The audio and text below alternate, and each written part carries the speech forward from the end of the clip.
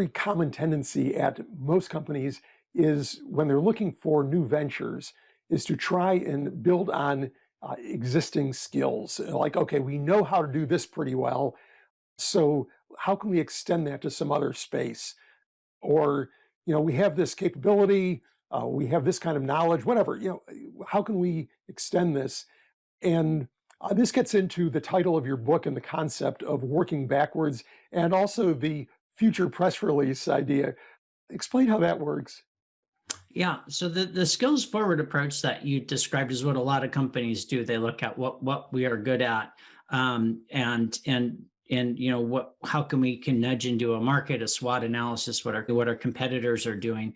But what's often not mentioned is the word customer. And so this is where Amazon faced the same problem that all organizations face. How do you take an idea, vet it, and bring it to market? But tried something radically different. And it also was an experiment. And we tried it and it started working so well that it just spread out through the rest of the company. And it was with the working backwards process. It's the title of our book, but it's also a very specific process at Amazon on how Amazon takes an idea, no matter how small or large, and decides whether to bring it to market or not. So it can work for a feature on the phone app or a web page, or should we create this thing called cloud computing. So it runs. It's a scalable process and has this fractal quality too.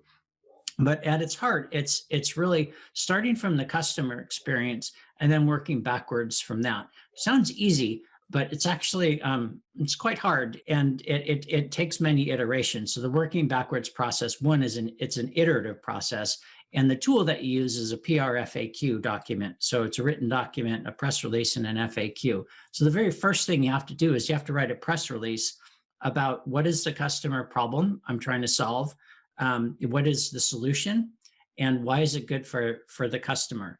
And you write that, and if you're not ready to go out and buy that product or use that feature, you don't move to the next step. And a lot of people want to work on something, or hey, let's build this because we know how to do this. But at Amazon, we really made sure that we were focused on what is the customer problem we are trying to solve.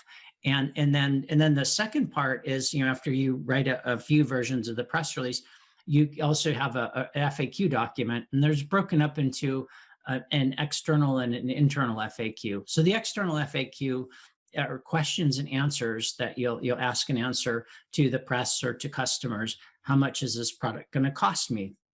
Why should I use this versus what's out there on the market? How, if I change my behavior and use this service, how is it going to make my life better?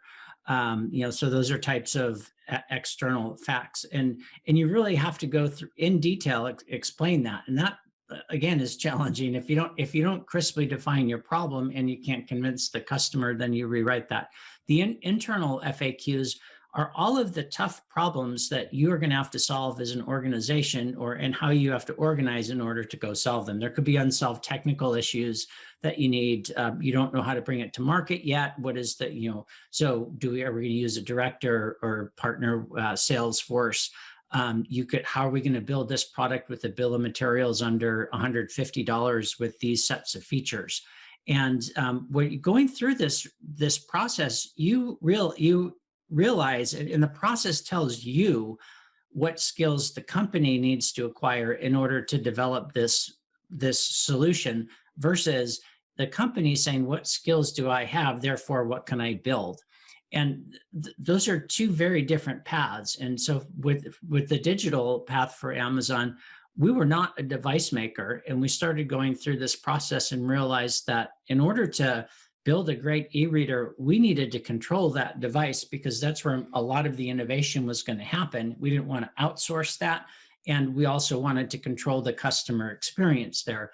And so, pretty quickly we realized that, hey, if we're going to go into this digital space, we're going to remember, 77% of our business was physical media, and we knew a bunch of that was going away. So we said, if we're going to cannibalize this business, someone's going to cannibalize it. If it's going to be us, we need to learn how to build devices.